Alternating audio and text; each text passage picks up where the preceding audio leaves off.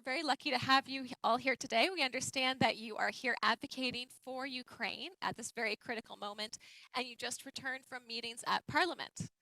Um, and it's actually really poignant that we're having this panel in Paris today because we are in the George Marshall Center, and it is a very stark reminder that 75 years after the Marshall Plan, here we are, once again, advocating and rallying support for another victim of foreign aggression.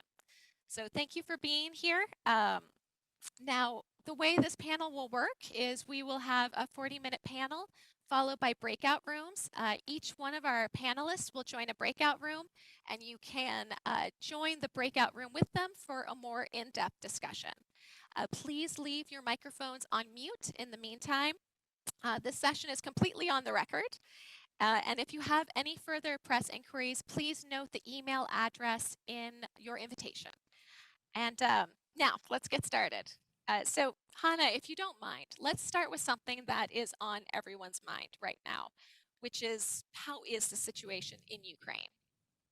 The fighting spirit of Ukrainian people and Ukrainian armed forces are very high, and Ukrainians 96% believe that we are winning and we will win the war. And almost more than 90% of the population thinks that we have to restore the territorial integrity and sovereignty of Ukraine in the internationally recognized borders 1991. So this is the spirit, and of course I'm very thankful to Ukrainian armed forces, because we are now here in Paris, another delegation in Brussels, in Washington.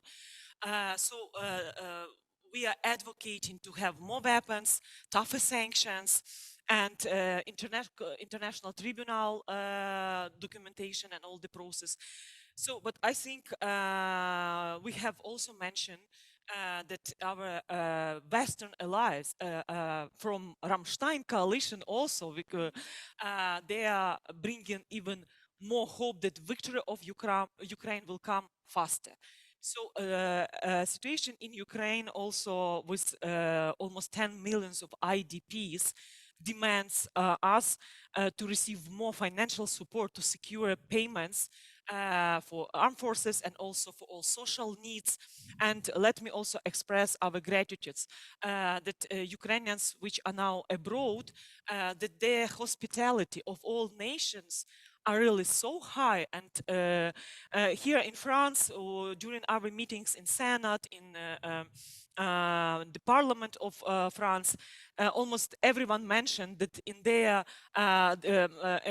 region they have Ukrainians, and even Ukrainians in their home. The same, we just came from Poland, and we are also very thankful to Poland for hospitality.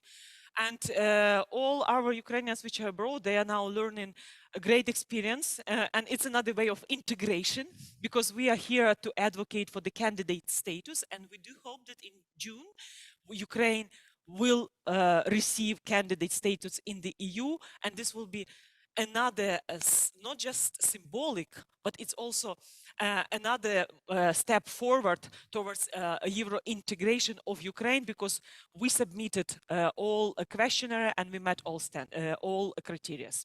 Great, thank you. I can say that we're all hoping that things go well for you, and we're all so impressed with how Ukraine has been defending its territorial integrity. And it's interesting, there was a lot of speculation around Vladimir Putin's big Victory Day speech on Monday.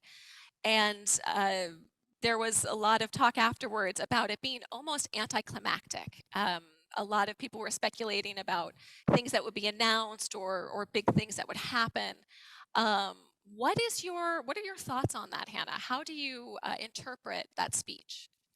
So Ukraine defeating Russia, it's a powerful signal to the world authoritarianism. And it's a powerful signal to China, and also it's a powerful signal to nations which are fighting for freedom. And I think Ukraine defeating Russia it's also a powerful message to Moldova because it's a unique chance for them also to restore their territorial integrity and sovereignty. And we know about this destabilization activities which are now Putin is trying to organize. And it's also Ukraine defeating Russia. It's a message to Belarusian people which are suffering from a Lukashenko regime.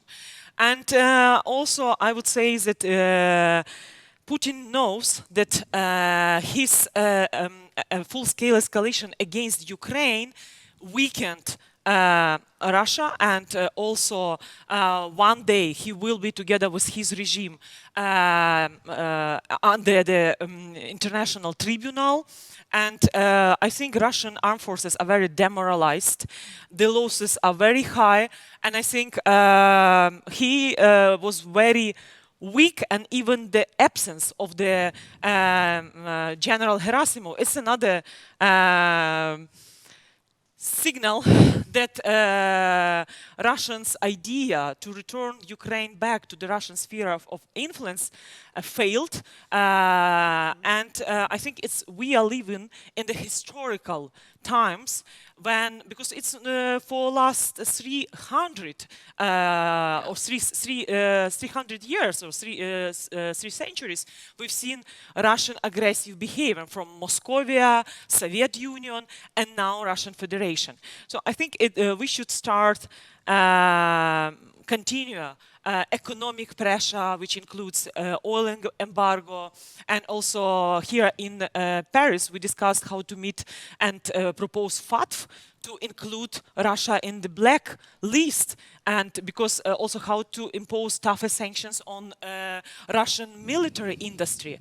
And we are thankful to the EU for sanctions against Kirill, because he doesn't represent a religious organization. He's a part of KGB style, and he supported this Russian war, which turned into the war crimes, atrocities, and actually, let's be honest, genocide. So I think it's really important to understand that it's the beginning of end of Putin regimes. But the question is what to do with the imperialistic nature of Russian statehood and the Russian society which supported this aggressive war.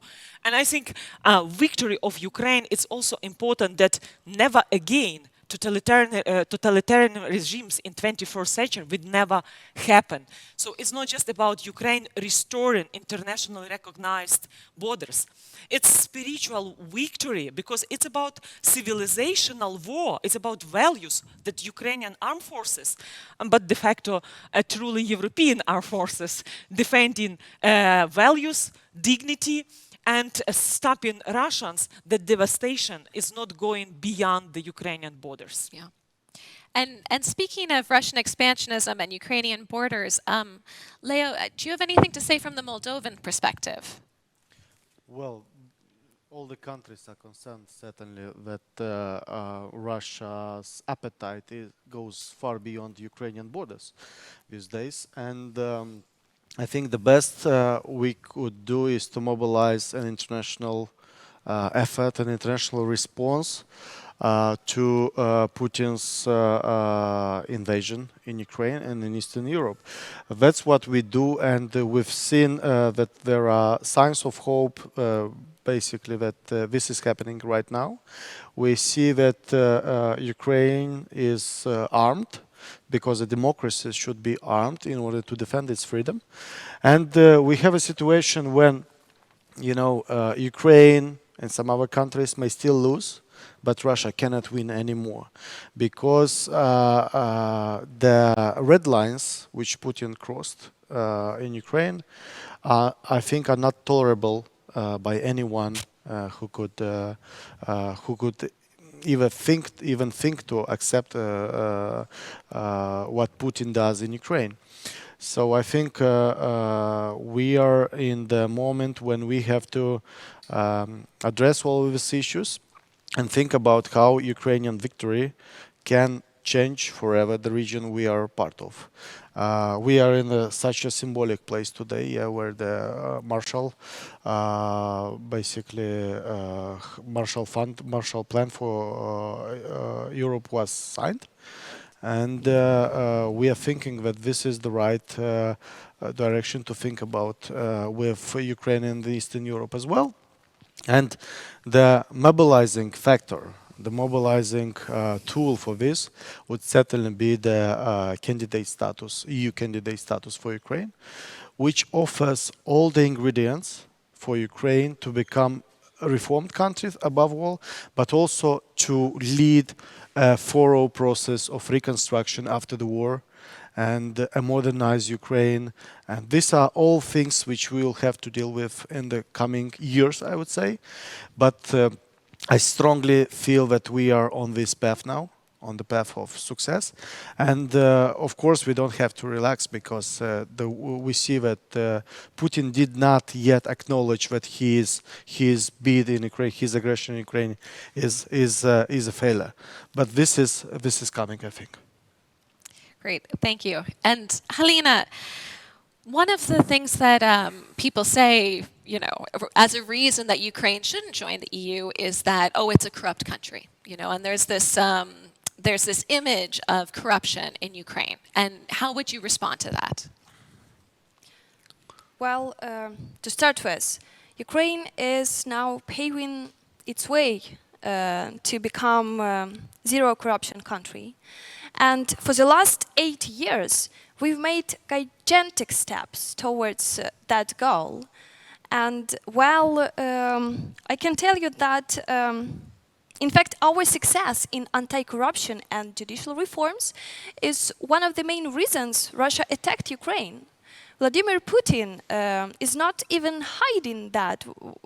He cannot bear the idea of successful reforms in Ukraine, of Ukraine becoming free, truly independent and democratic country.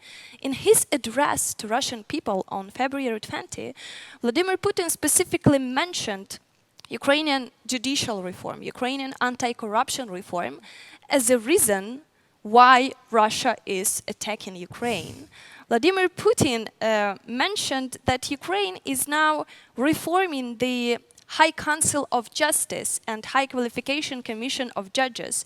I am sure that many of those who are listening to us now will find this names of these institutions like very complicated, and even many of Ukrainians cannot tell you that, well, we have Qualification Commission of Judges in Ukraine, we have High Council of Justice, but Vladimir Putin mentioned that. He knows all these details. And, well, this is one of the main reasons Russia is attacking Ukraine. And, speaking about reforms in Ukraine, what we did and what we are doing right now, as I've said, huge steps. With regards to anti-corruption, we managed to establish independent anti-corruption chain, independent institutions which are now effectively tackling corruption in Ukraine. First of all, we established independent anti-corruption bureau, which is investigating high-profile corruption cases. We have independent separate prosecutor's office working with NABU on investigating that cases and prosecuting that cases. And finally, in 2019, we established independent high anti-corruption court. We involved international experts to ensure that those judges who come to work in that court meet the highest integrity criteria. And in 3 years, I can tell you that, well, that reform is successful, because something that imaginable 8 years ago is happening in Ukraine now, when top officials are sentenced and they are now in prison for bribes they take before. And my final point, I want to stress that for Ukraine now the most important is judicial reform. And even despite the fact that we are at war, we are keep implementing judicial reforms, ensuring that Ukrainian judiciary is truly independent and composed of honest, independent judges. So about the image of of Ukraine as a corrupt country, I believe that many Ukrainian officials in the past helped to create that image that Ukraine is corrupt. But please stop associate Ukraine with those politicians, with those officials, and with those oligarchs. For the last decade, Ukraine introduced dozens of young reformers who work for the government of Ukraine, who work for the parliament of Ukraine. And Hanna is a bright example here. She,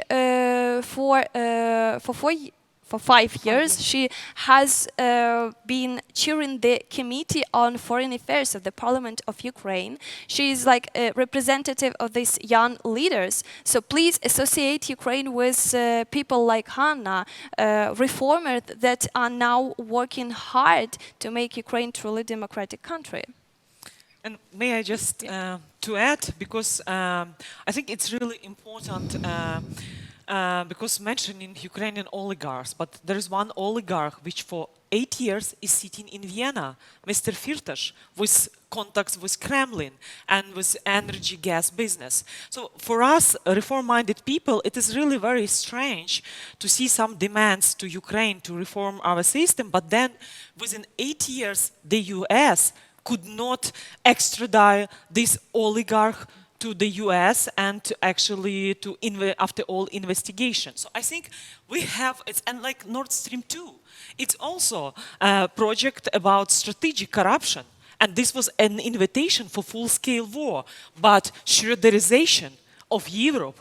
It's also very negative consequences of the morality and the values-based European continent. So I think the full-scale war in Ukraine, it's also a time for revision of all approaches, and oligarchs like Firtash and others, and many other Russian oligarchs. We are in France, and during one of our meetings, we discussed that there are 80 billions of US dollars freeze assets of Russian oligarchs and even Putin here. So we want to use this money after sanctions and then confiscation, this money for rebuilding Ukraine's economy. And also we know in US Congress there are other legislative initiatives, because rebuilding Ukraine, it's now hard to say because the damages are so high, the critical infrastructure destroyed, the GDP goes down. But Russians cannot kill Ukrainian dream. They could destroy the biggest cargo airplane, the only in the world, Ukraine Dream on 2025. You know about this because we supported NATO during COVID times. So Ukraine contributed a lot to European security, contributed to COVID pandemic, how to go through this. And now I think when the Dream, the cargo airplane was destroyed, but Ukrainians, almost everyone say like, but our dreams to see Ukraine as a leader in the region with well-functioning, strong institutions, with rule of law, with dignity society, with one of the strongest armed forces at the continent. And what we expect, and thanks for conducting this discussion in this place, because we already in Ukraine started preparing Ukraine's plan for victory or recovery plan, Marshall Plan. But it's not just about building back better.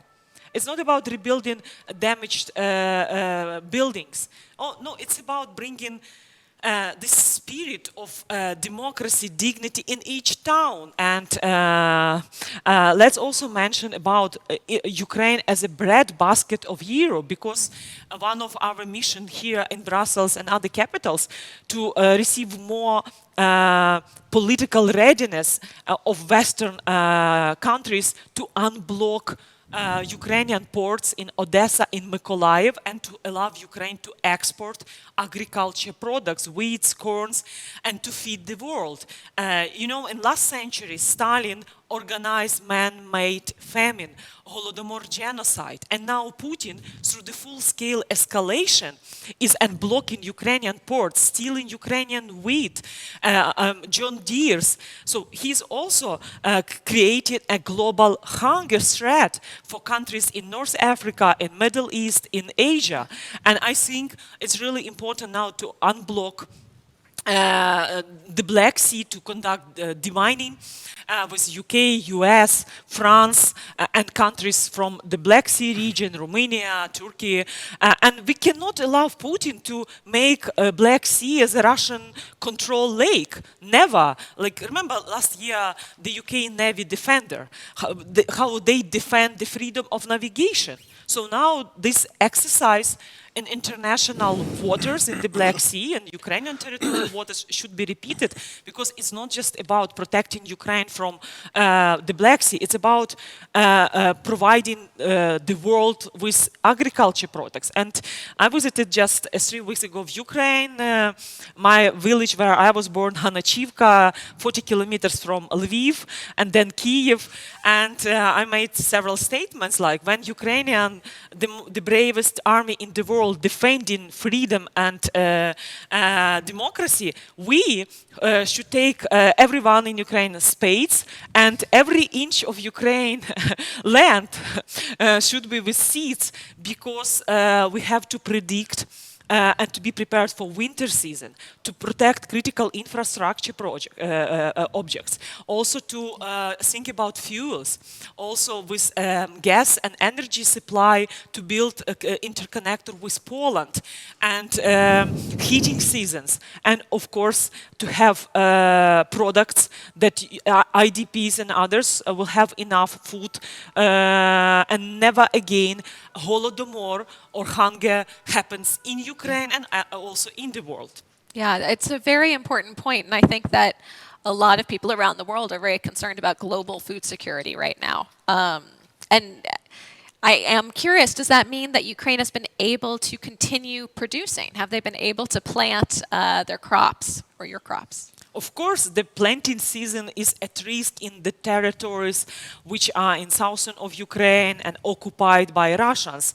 And they are deliberately mining them, rockets attacks. But in other part of territories, you have Ukraine is one of the biggest country with arable Land. Yes, land, and we are continuing, and it's already the planting season is in progressing. But of course, even to export through the railway stations, it's only 20%. So we have to think about different business, and thanks to the EU for lifting these quotas and tariffs. Export quotas. Export quotas. Export, yes, for 1 year, but I think it's another step after the candidate status. We also need to have access to the EU market, that Ukrainian products, and to support. And when we are talking about humanitarian aid, I think it's also important through USAID, JICA, different EU institutions to help Ukrainians to create jobs opportunity, because we are a hard-working nation and we don't just need to receive money to survive. We want to contribute to Ukraine's economy and to help the state to win this war, and when our armed forces is fighting in the east. And all our hearts and minds, when we are in different capitals, but there with people who are in Ukraine, and especially in Mariupol, the true defenders, and evacuation of wounded civilians. We are very thankful, but we have also to remember about true defenders, because it's a military elite of Ukraine, and they just demonstrated that Ukraine will never surrender, and we are winning this war and will win. Great. And Leo, to come back to a point that you made earlier, now that we've heard about these anti-corruption measures, is Ukraine really ready to join the EU? Well, Ukraine is ready to receive the candidate status. Yeah, joining EU is a perspective, and we need to make sure that we have first the candidate status, because this means basically a green light for Ukraine return to Europe. Yeah, this is what we need now, and certainly Ukraine has much work to do. I mean, we are realist about this perspective. Ukraine is ready to receive the candidate status, and Ukraine is ready to implement all the reforms which would lead to the membership of Ukraine in the European Union. And this is much more important than when one might think about this, because you know, EU was born here because of visionary people such like Schuman and Monet, and then we had Delors who invented this economic integration and so on and so on. It was born as a project that is aimed to make conflict and war unthinkable. By Ukrainian bid to enter in the EU, we don't see only economic integration and development of Ukraine, post-war reconstruction, reforms and so on, but we also see as a way to make conflict unthinkable in Ukraine. Because if Ukraine does not receive candidate status, if Ukraine is not back in Europe, is back in the is not integrated in the European Union, then Putin might think in 5 years, in 10 years, or someone else, we don't know who is going to be there, someone else might attack Ukraine again. And being part of the EU makes these things highly unlikely to happen. Yeah. And Halina, to return to what you were saying about anti-corruption measures in Ukraine, where do you think this impression of Ukraine came from, this impression of it as a corrupt country? Well, first of all, from our former politicians, these Soviet-style politicians, you know, in like 10 years ago, there were a lot of MPs in the parliament who were working during Soviet times. And in fact, one of the biggest failures of Ukraine after the collapse of the Soviet Union is that we had not conducted decommunization at that time as Lithuania and Latvia did. But the parliament of Ukraine right now is different. There are a lot of new, young faces, people genuinely willing to make reforms. And second of all, I believe that while Russia also invested a lot in creating this image of Ukraine as a failed state, we see now we are facing the results of Russian propagandist machine been working for the last years, not only in Russia, not only in Ukraine, but also in the Western countries. A lot of Russian money were invested in sharing these narratives as Ukraine as a corrupt country, as a failed state, so the EU should not consider the issue of supporting Ukrainian membership in the EU because of all the problems, because of the corruption. And so the EU should not support Ukraine. The US should not support of Ukraine because of that.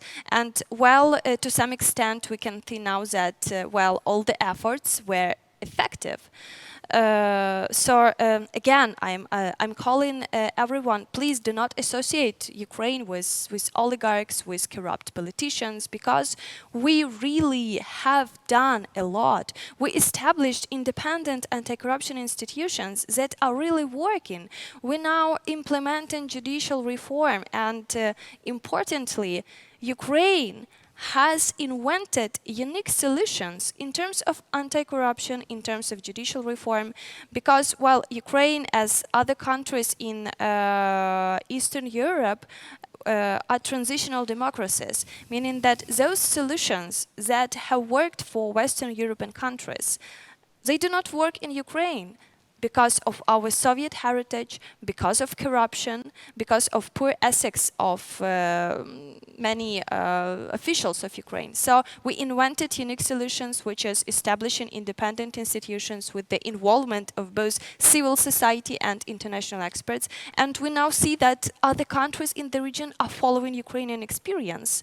I am surprised to learn that Moldova is now launching judicial reform following Ukrainian model. And I know from the colleagues from Georgia that they would love to make judicial reform following Ukrainian model in Georgia. Unfortunately, there is no like political support to that. But I'm trying to say that, well, Ukraine is already showing that it is a country, it is a leader in the region. Trendsetter. Yeah, it is a trendsetter. We come up with unique solutions. We ensure that they are effective, and we help other countries to reform. And is it that leadership and anti-corruption efforts in reform that led to this invasion? I mean, do you think that that is what turned Putin's eye towards Ukraine? Of course, well, this is one of the main reasons. It's just Russia cannot allow Ukraine have independent judiciary.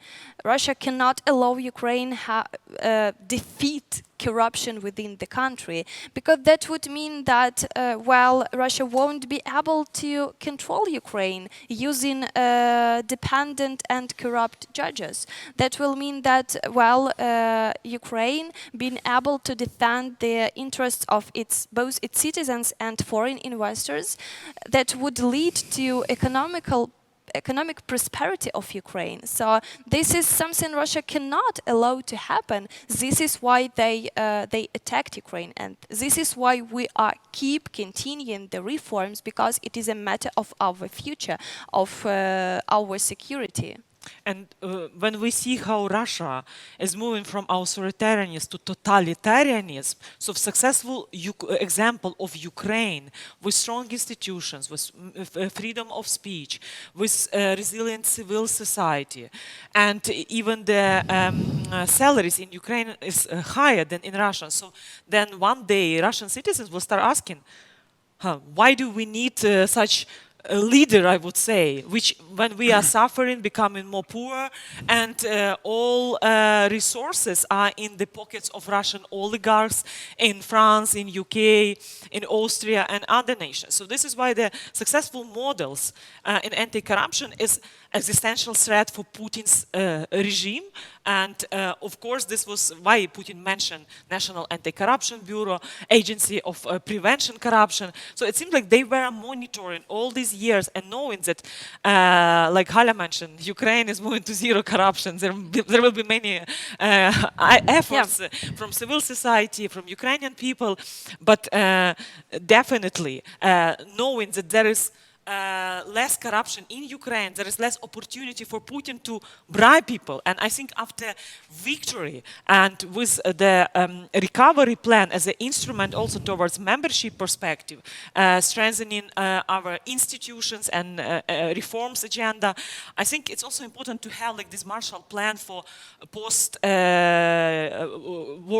Europe, like France, Germany, and other nations, to have middle class.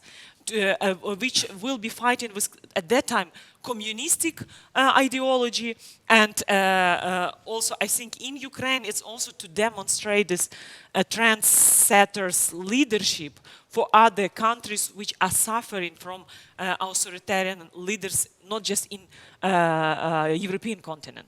And I just want to make an important disclaimer.